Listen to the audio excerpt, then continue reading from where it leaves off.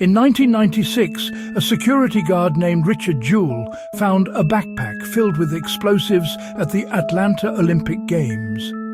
He alerted police, helped evacuate the area, and saved lives. For a few shining hours, he was the very definition of an American hero. Then, the FBI leaked his name to the press. They said they were looking into him. That was all it took. Overnight, Richard Jewell went from hero to suspect. TV trucks camped outside his home. Headlines branded him a bomber, a loner, a wannabe cop, desperate for attention. Agents searched his mother's apartment. He was never charged, never even arrested. But he was convicted in the only court that mattered, the court of public opinion. He was later cleared completely. The real bomber confessed, but the damage was irreversible. Jewell's life and reputation never recovered. He died a decade later, at 44 years old, of heart failure, the kind that comes after too much stress and too little justice. The Department of Justice never apologized, never paid a cent, never faced the consequence. That's what unchecked federal power looks like, and it's what sits beneath this week's headlines about Donald Trump demanding $230 million from his own Department of Justice. Many people laughed. Trump's opponents called it another stunt, another grift, another episode in the ongoing reality show that is Trump versus the system. But maybe this one deserves a second look. Because beneath the spectacle is a question no one wants to ask out loud.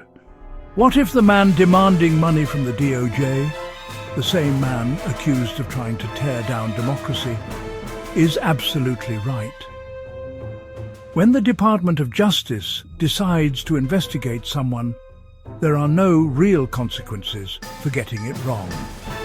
The process itself becomes the punishment.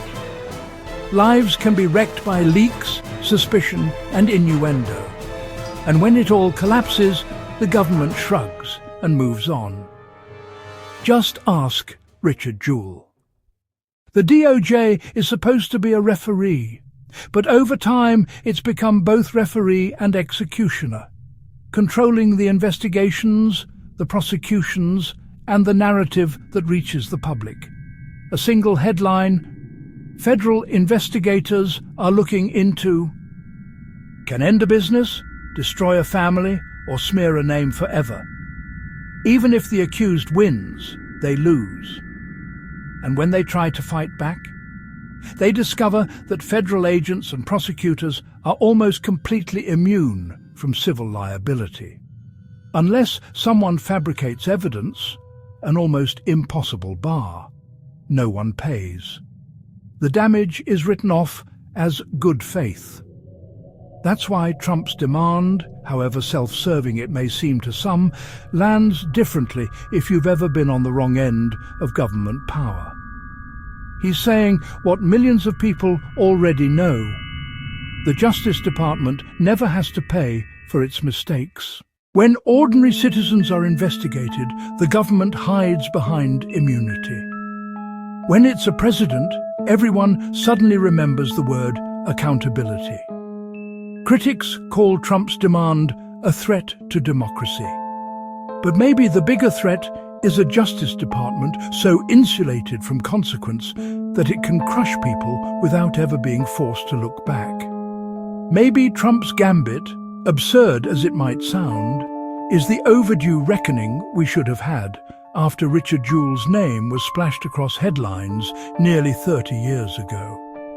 If the DOJ ever had to cut a check for the harm it causes, it wouldn't just sting, it would change everything.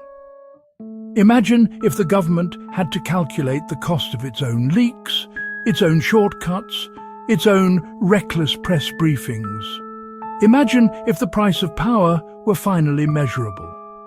Federal power hides behind one idea: good faith.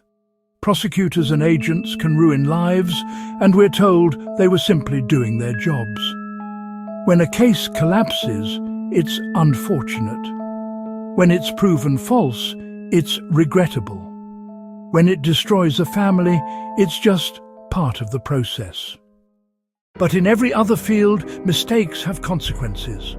Doctors get sued, engineers lose licenses, journalists get fired, only prosecutors get promoted. The Justice Department argues that accountability would paralyze its mission, that fear of lawsuits would chill the pursuit of justice. But justice without accountability isn't justice. It's faith without responsibility. It's power pretending to be virtue. Defending Trump's point feels toxic to progressives. It may seem like you're siding with the villain, but if truth depends on who says it, then it isn't truth anymore. It's branding. Trump's motives may well be selfish. The DOJ's motives might be self-protective. Between them sit the rest of us, caught between a man with great power and an institution that believes it can do no wrong. This isn't about Donald Trump being right.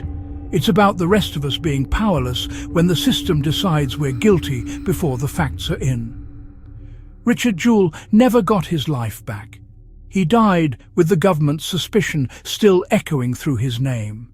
And the DOJ never faced a consequence. So, if it takes one president's arrogance to make the most powerful law enforcement agency in the world look in the mirror, if it takes a $230 million demand to force a conversation about what happens when they get it wrong, maybe that's a price worth paying. Maybe it's even worth cutting the check. To stay up to date on the latest crime and justice news, subscribe to Breaking Through News on YouTube or at breakingthrough.com.